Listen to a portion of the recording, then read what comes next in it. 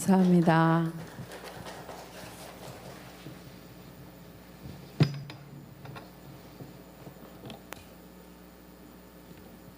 네, 감사합니다. 목사님이 잠깐 기도하고 그러고 말씀 보도록 하겠습니다.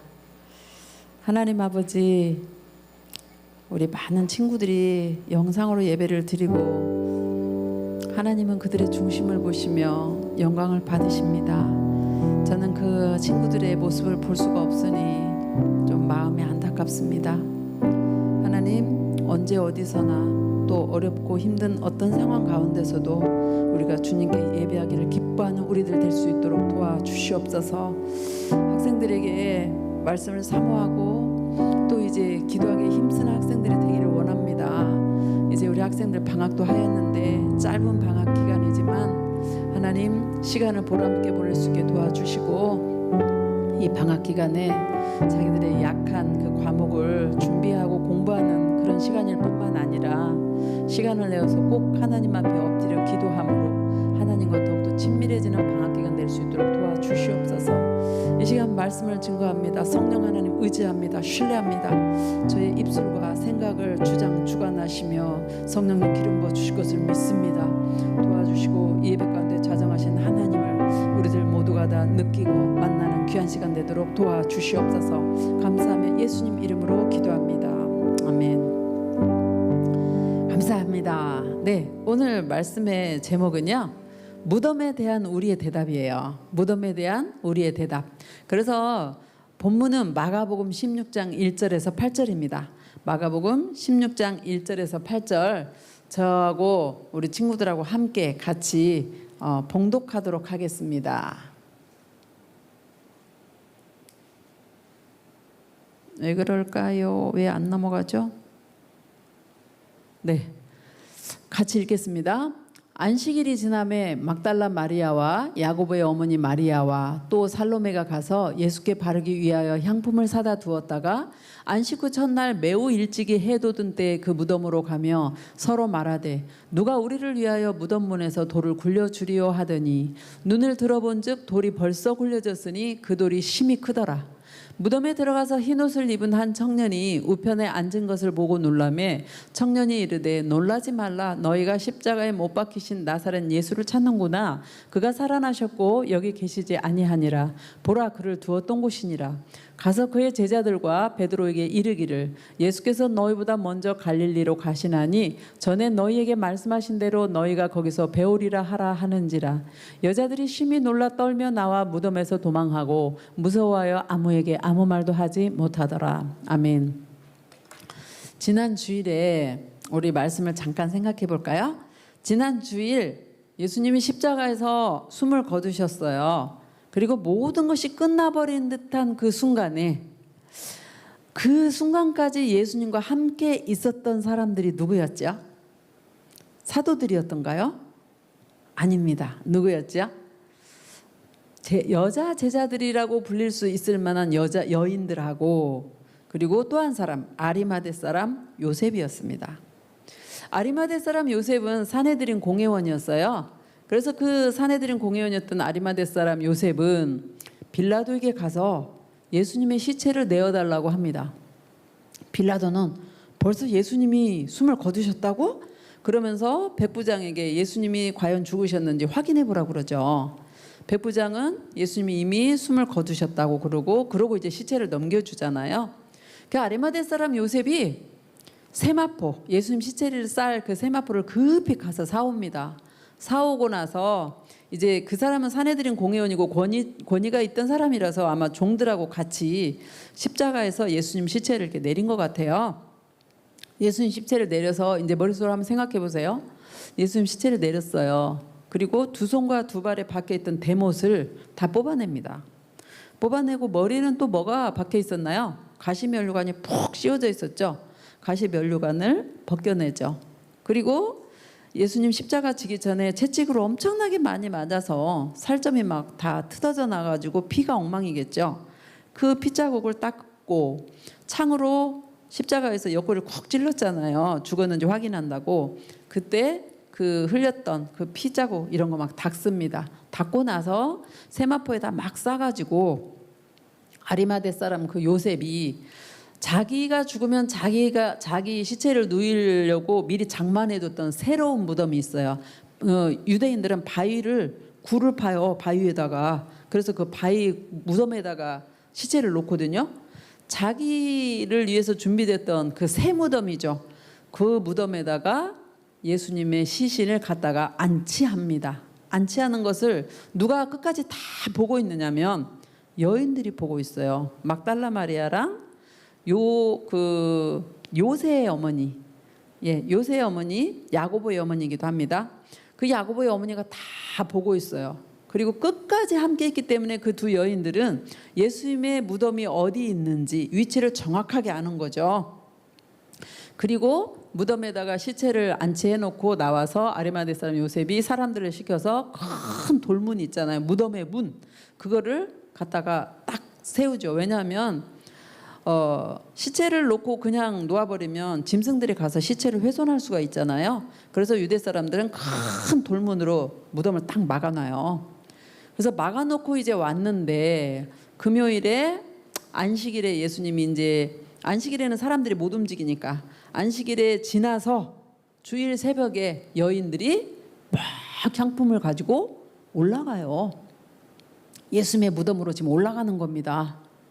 그러면 오늘 본문을 통해서 여인들이 왜 무덤에 올라갔는지, 무덤에 올라가서 무엇을 했는지, 그리고 우리에게 주시는 적용점은 무엇인지 같이 말씀을 나눠보겠습니다. 자, 1절과 2절을 PPT를 통해서 볼게요. 1절과 2절을 보면 이렇게 나오죠. 안식일이 지남에, 먼저 목사님이 설명할 게 뭐냐면 요 화면을 잘 봐주세요. 예수님이 금요일 오후 3시에 십자가에서 숨을 거두셨어요. 그렇죠? 그리고 금요일 오후 6시부터 토요일 오후 6시까지는 안식일입니다. 시간대가 왜 저래? 제가 목사님이 설명을 좀 해볼게요. 그럼 문제. 오늘이 7월 18일인데 우리나라 시간으로 18일은 언제부터 18일이 시작되었나요? 언제부터 18일이 시작됐죠? 시간이? 어젯밤 자정 12시부터 시작됐죠. 오늘 밤 12시까지가 18일인 거죠. 그런데 유대는 우리나라하고 하루 개념이 달라요. 어떻게 다르냐면 유대는 우리나라보다 6시간을 빨라요. 그래서 언제부터 하루를 우리처럼 12시부터가 아니고 오후 6시부터 날이 하루가 바뀌어버리는 거예요.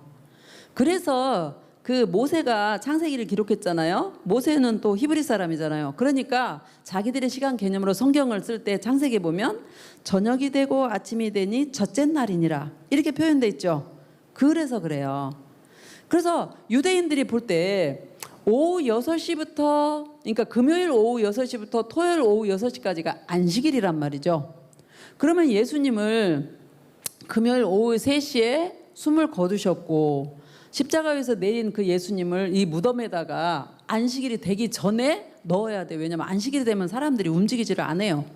그들의 법 때문에. 그러면 몇 시간 남았나요? 오후 3시에서 안식일까지 몇 시간 남았나요? 3시간 남았어요. 그 3시간 안에 예수님을 다 닦고 뭐 향품 바르고 해서 무덤에다 넣어야 되는 거예요. 그런데 시간이 너무 급하다 보니까 죄송합니다. 선풍기를 껐어요. 시간이 너무 급하다 보니까 원래 그 유대의 법으로 하면 장례를 할 때 시체에다가 향품을 먼저 발라요. 향품을 바르고 세마포로 싸거든요. 근데 시간이 너무 없으니까 향품을 못 바르고 세마포로 그냥 싸서 굴에다가 넣어놓은 거예요. 바위 굴에다가. 향품을 왜 처리해야 되냐면 보세요. 안식일이 지나면 막달라 마리아, 야고보의 어머니 마리아, 또 살로메 세 여인이 가서 예수님한테 바르려고 향품을 사뒀대요. 그러니까 언제 향품을 사줬냐면 요걸 보면 금요일에 죽으시고 그 3시에서 6시까지 부지런히 이 바위 굴 무덤에다가 안치를 시키고 그리고 이제 안식일이 지나면 토요일 오후 6시가 지났다는 얘기잖아요. 토요일 오후 6시 지나고 이제 점점점 어두워지는 그 시간에 이제 장사들도 시작하고 사람들이 움직이잖아요. 그때 나가서 향품을 세 여인이 산 거예요. 사고 목사님이 가만히 생각하니까 잠을 안 자고 기다린 것 같아. 이 사람들이 너무 사랑하는 예수님의 그 시체의 향품을 발라드리려고 날이 새기를 꼬박 기다린 것 같아요. 그래서 토요일 저녁에 이렇게 잠을 안 자고 기다리다가 동이 조금 틀려고 할 때 이른 새벽 일찍이 이 사람들이 어디로 가요? 무덤으로 올라가요. 왜 향품을 바르려고 할까요? 유대인들은요, 우리 장례로 하자면 2번 장례 드리는 그런 풍습이 있어요. 어떻게 하냐면 유대인들은 사람이 죽잖아요. 그러면 그 죽은 날에 바위 동굴 무덤에다가 시체에다가 향품 바르고 세마포 싸서 집어넣어놔요. 그리고 바위 동굴 무덤에서 시체가 어떻게 될까요? 썩잖아요.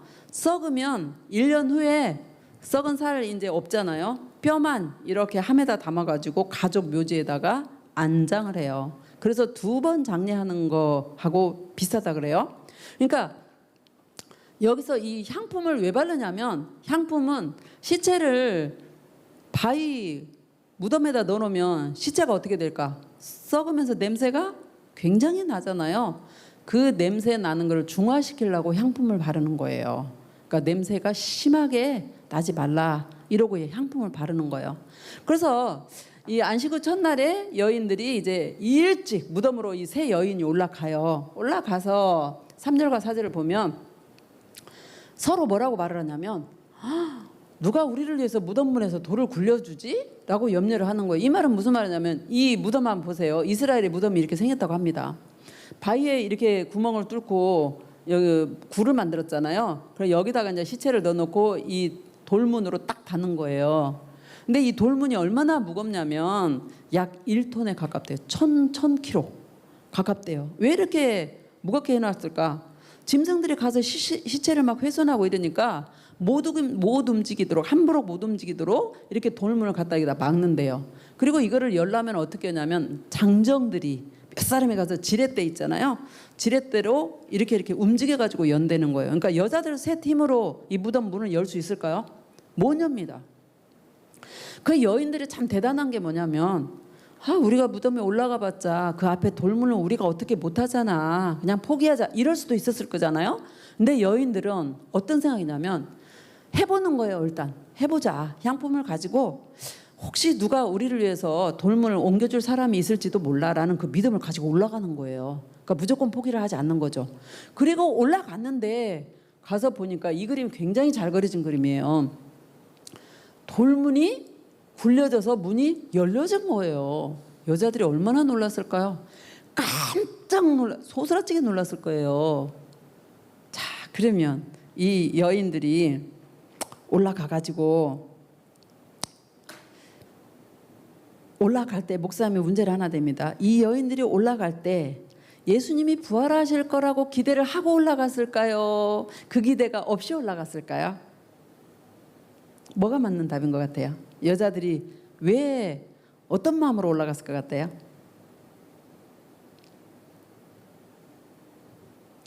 여자들이 예수님이 부활할 거라는 생각을 전혀 하지 않고요. 단지 시체에다가 향품 바르러 올라간 거예요. 그럼 생각해봐요. 예수님이 십자가에서 죽기 전에 제자들에게 몇 번이나 예수님이 내가 죽고 부활할 거라고 예고를 하셨죠? 3번 맞아. 3번이나 예수님이 내가 죽고 부활할 거라고 3번이나 예고를 했거든요. 그것도 12 제자들하고 그 이름 없이 따르는 그 여인들, 그때 당신의 여자들을 사람 숫자로 안 세웠기 때문에 여자 제자들 껴기로 있었지만 안 취급했죠. 그래서 그 여인들은 알고 있어요. 이미 예수님이 십자가에 죽고 부활할 거라고 3번이나 예고를 했기 때문에 그 말을 만일에 신뢰를 했다면, 믿었다면 예수님이 죽고 사흘째 되는 날 어떻게 해야 맞아요? 제자들이나 여인들이 가가지고 무덤 주위를 서성이면서 예수님 언제 나오시지? 부활하신다고 하시는데 언제 나오시지? 기다리면서 서성거려야 맞아요. 그런데 제자들이나 여인들은 아무도 예수님 부활할 거라고 생각을 안 해요. 믿음을 갖지를 못한 거예요. 예수님 말씀을 못 믿었다는 얘기예요. 왜 그랬을까요? 오늘 우리는 믿죠. 왜요? 성령님이 우리에게 와 계시고 우리 안에 믿음을 선물로 주셔서 우리는 믿지만 언제 성령님이 이 땅으로 오셨나요? 예수님 십자가에 죽고 부활하시고 승천하신 후에 오순절 때 성령님이 오셨잖아요. 이 세상으로. 이 당시 제자들이 성령을 받았어요? 못 받았어요. 그러니까 예수님 말씀을 그냥 한 귀로 듣고 한 귀로 흘려버린 것 같아. 이 당시 제자들은 예수님 부활하시고 나서 오순절에 성령 강림을 마가다락방에서 받고 나서 굉장히 강하게 하나님의 사람으로 변화가 됐잖아요. 그 전에는 예수님 말씀을 믿지를 못하고 아무도 무덤 근처에 한 사람도 올라가서 예수님 부활하실 거라고 기다리는 사람이 아무도 없었다는 얘기지. 그러면 여자들은 어떻게 그 무덤에 올라갔어요? 향품 가지고 예수님의 시체에 향품 바르려고 올라간 거예요. 부활은 아무도 기대를 안 했다는 얘기예요. 그러면 오늘 우리들 한번 생각해 볼까요? 우리는 하나님 아버지 말씀을 믿습니까? 믿군요. 예수님이 부활하셨다는 사실을 믿으세요? 아멘. 믿으시는군요. 아멘 했는데 혹시 영상으로 예배드리는 친구들 중에서도 아멘 했지만 속으로 에이 죽은 사람이 어떻게 다시 살아나요? 어떻게 부활을 해요? 이렇게 생각하는 친구가 있나요? 그렇게 생각한다면 그건 틀린 거예요. 예수님은 분명히 십자가에 죽으시고 장사 지냈다가 부활하셨습니다. 왜요? 하나님은 능치 못할 일이 없으세요. 전능하신 하나님이세요. 그리고 하나님은 우리의 생각이나 경험이나 과학으로 검증할 대상이 하나님이 아니란 얘기예요. 하나님은 믿음의 대상입니다. 하나님 말씀을 우리는 신뢰합니다. 아멘입니까? 그 하나님을 예수 그리스도를 죽은 자 가운데서 부활시키신 그 영, 부활의 영이 지금 우리와 함께하고 계세요. 그래서 우리는 지금 4단계로 보다들 힘이 없고 낙심하고 절망하고 처져 있는 것 같은 이 때에도 소망을 가지고 힘있게 공부도 열심히 하고 예배도 하고 기도도 하고 하나님을 바라보고 달려나가는 거예요. 아멘입니까? 아멘입니까? 아멘. 네, 아멘입니다. 그러면 이 여인들이 이제 올라가서 어떻게 했는지 PPT를 한번 보겠습니다. 5절과 6절, 3절, 4절까지 지금 봤어요. 5절, 6절에 보면 여인들이 무덤의 문이 열린 걸 보고 깜짝 놀랐잖아요. 그런데 보세요.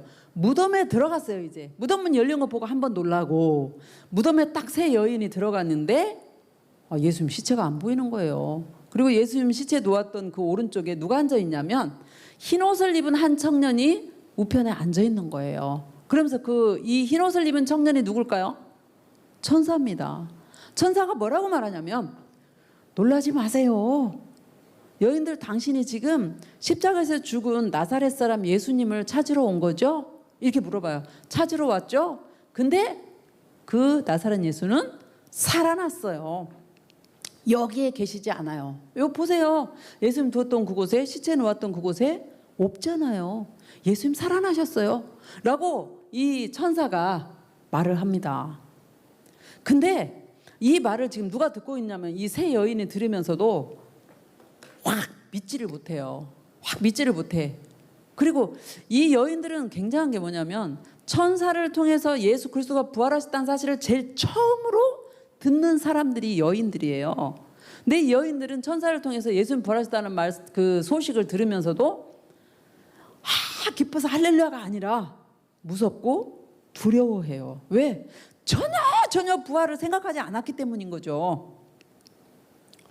예수 그리스도는 사망 권세를 깨뜨리고 부활하셨습니다. 맞습니까? 아멘입니까?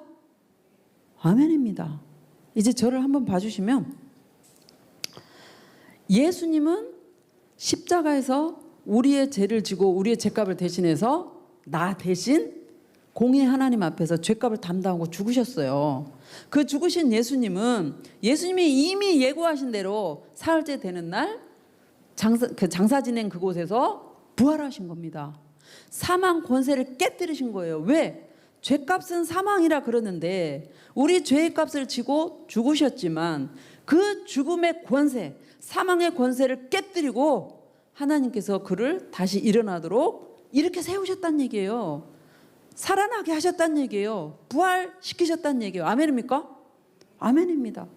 그 부활하신 예수 그리스도의 소식, 곧 나를 위해 십자가에 죽으시고 부활하셨다라는 그 소식이 복음인데 그 복음을 들을 때 우리에게 성령 하나님께서 그래 효민아 예수님이 너를 위해 십자가에서 죽으셨어라는 그 깨달음을 주시는 거죠. 그렇죠? 그 깨달음을 성령님이 주시고 우리에게 또 뭘 선물로 주세요? 믿음을 선물로 주세요. 그래서 우리 안에 하나님이 나의 아빠고 예수님이 나의 죄를 지고 십자가에 죽으셨구나라는 그 믿음을 갖게 된 거예요. 그 믿음은 하나님이 우리에게 주신 선물이에요. 뿐만 아니라 성령 하나님은 우리 안에 와 계세요. 예수 그리스도를 죽은 자 가운데서 일으켜 세우신 그 부활의 능력의 영이 우리 안에 와 계신다는 얘기예요. 아멘입니까? 그러면 우리는 아무것도 두려울 게 없다는 얘기예요. 이 세상이 지금 4단계로 굉장히 비대면 시대이고 그래서 낙심해 있어요. 침체돼 있어요. 사람들이 몹시 힘들어합니다. 맞습니다. 그런데 여러분들이 이 4단계를 맞아서 맞아 코로나야 이렇게 막 벌벌 떨면서 두려워한다고 해서 이 4단계가 속히 지나가나요? 아무 영향을 안 받아요. 우리가 염려한다 해서 우리가 기뻐한다 해서 코로나가 없어지는 것도 아니고 이보다 더 심하게 더 어떤 질병이 또 올 수도 있어요. 그거는 우리는 내일 일을 아무도 몰라요. 목사님 말은 세상이 어떻게 변하든 거기에 영향받지 말란 얘기예요. 영향받지 말고 우리는 우리를 위해 십자가에 죽으시고 부활하신 그 예수 그리스도를 소망하면서 예수 그리스도께 소망을 두고 기도하면서 하나님을 바라보고 기뻐하며 나가자는 거예요. 아멘입니까? 기쁜 일이 있어서만 기뻐하는 건 안 믿는 자도 다 할 수 있어요. 그런데 우리는 예수님을 믿는 자로서 하나님께서 우리에게 뭐라 그러신 줄 아세요? 항상 기뻐하라. 쉬지 말고 기도해. 감사해. 이렇게 말씀을 하셨어요. 그래서 우리가 하나님을 믿기 때문에 하나님 아버지의 명령을 따라서 나는 기뻐하겠다. 나는 우울하거나 침체되지 않겠다. 스스로 그렇게 딱 선포하고 기뻐하는 그런 우리들 되기를 예수님 이름으로 축복합니다. 아멘입니다. 이제 7절을 보겠습니다. 7절에 천사가 여인들에게 뭐라고 말하냐면 이렇게 말해요. 가서 너희들은 빨리 가라. 그리고 그의 제자들과 베드로에게 가서 알려주래요. 무엇을? 예수님 부활하셨다는 사실을. 지금 제자들은 예수님이 죽고 완전 끝난 줄 알고 그 유대 종교 지도자들 피해가지고 문을 잠그고 무서워서 그렇게 있단 말이죠. 그들이 제자들에게 믿음이 없으니까 예수님 부활할 거라는 그 말씀을 들었음에도 아무도 안 나타났잖아요. 근데 그 제자들에게 가서 알려주라는 거예요.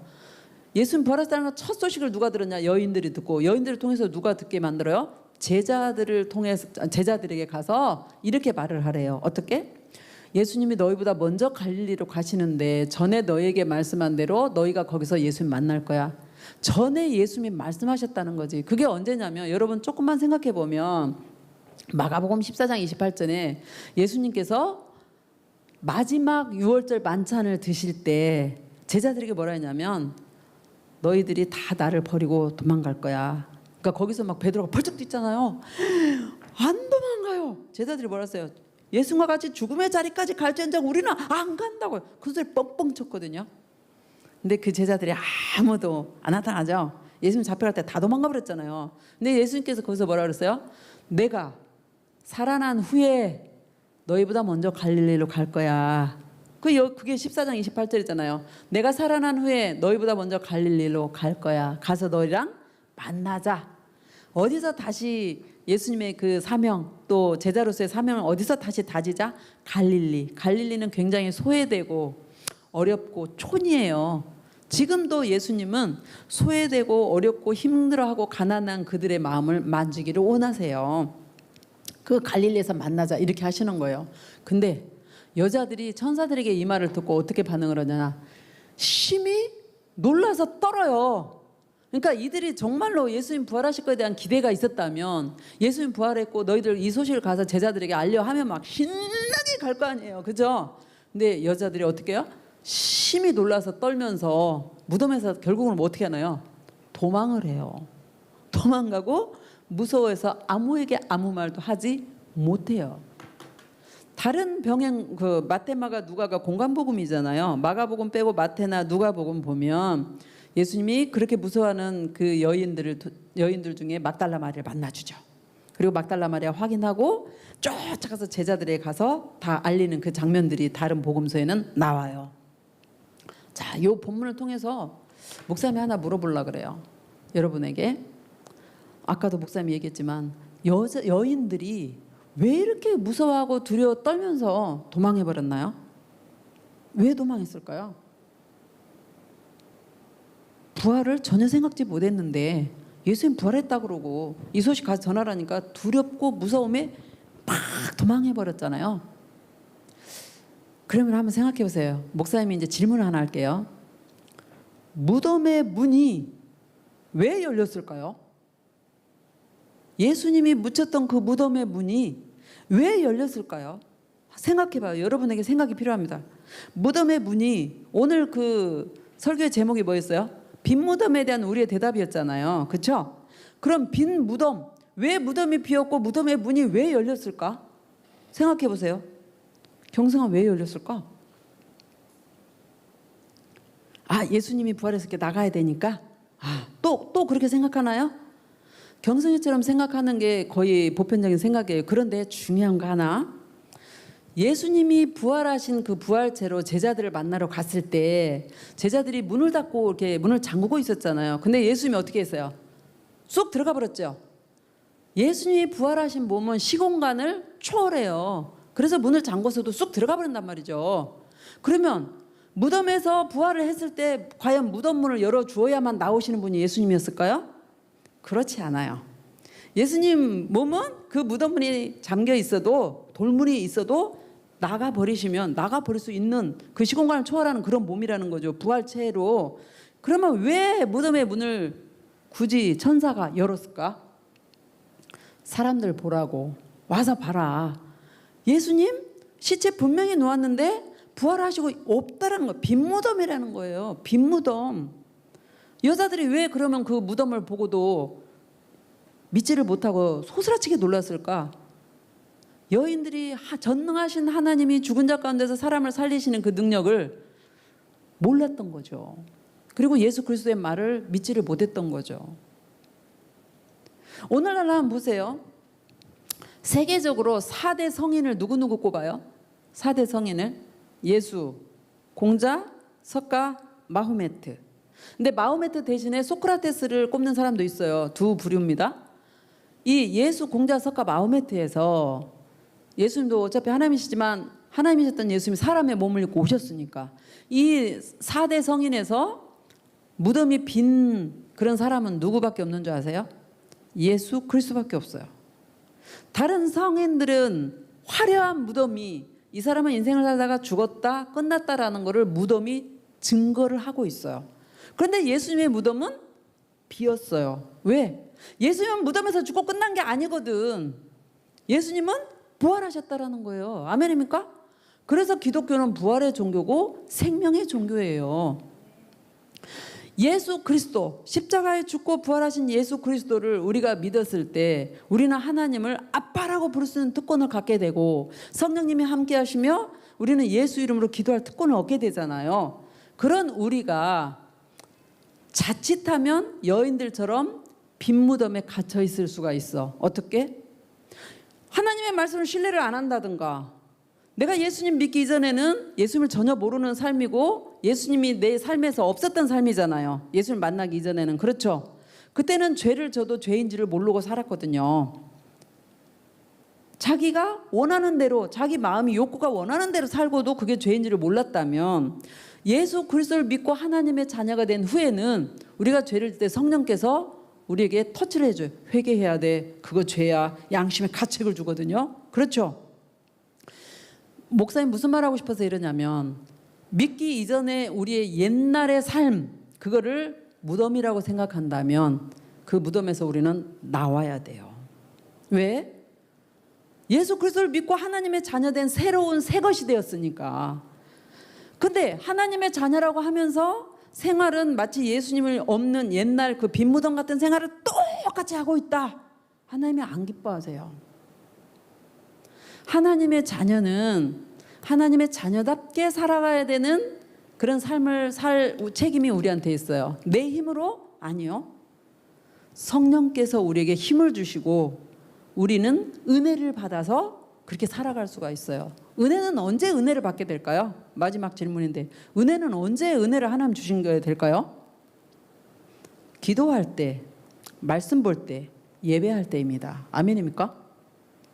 그래서 우리는 어려울수록 더욱 예배에 내 마음을 드리려고 노력하게 되고, 하나님 우리는 은혜 없으면 살아갈 수가 없어요. 내가 구원받았어도 은혜를 받지 않으면 나는 안 믿는 세상 사람하고 똑같이 살아갈 수밖에 없어요. 은혜가 필요합니다. 은혜 주세요. 그런 사모하는 마음으로 예배를 드리는 거고, 기도를 더 하려고 노력을 하는 거고, 성령님 나에게 기도에 힘을 주시라고. 그리고 방학도 했으니까 말씀을 가까이 하면서 말씀 가운데서 성령님이 주시는 그 깨달음, 은혜를 공급받을 수가 있는 것이에요. 아멘입니까? 아멘입니다. 이제 마무리하려고 그래요. 골마팀 올라와 주시고요. 예수 그리스도는 부활하셨습니다. 그래서 그 빈 무덤은 결국 빈 무덤에 대한 대답이 뭐냐? 빈 무덤은 예수 그리스도께서 십자가에 죽고 장사 지냈다가 부활하셨음을 나타내는 증거, 증표라는 거예요. 예수님은 부활하셨습니다. 그 부활하신 예수 그리스도를 믿는 우리는 어떤 상황에서도 낙심하지 말고 어떻게 해요? 소망을 두고 기도하고 예배하기를 즐거워하며 말씀을 가까이 하고 기도하기를 열심히 그 최선을 다하는 여러분의 삶이 되기를 축복합니다. 아멘입니까? 아멘입니다. 예수 그리스도 부활하셨고요. 예수 그리스도 믿는 삶답게 옛 것은 지나버렸어요. 옛날 우리 죄 짓는 삶은 지났어요. 새것 하나님의 자녀로서 하나님께 영광을 위한 삶이 무엇인지를 하나님께 여쭙고 말씀에 순종하는 여러분의 삶이 되기를 예수님 이름으로 축복합니다. 아멘입니다. 이 시간에 영상으로 예배드리는 친구들, 영상으로 예배드리면서 기도하는 거 힘든 거 목사님도 알아요. 그런데 하나님이 여러분의 기도를 듣고 계십니다. 이 시간에 기도할 때 하나님, 나 하나님의 자녀로서 세상의 죄를 이길 수 있는 힘을 주시고 이 세상이 어떤 상황일지라도 결코 좌절하거나 낙심하지 아니하고 하나님께 예배하기를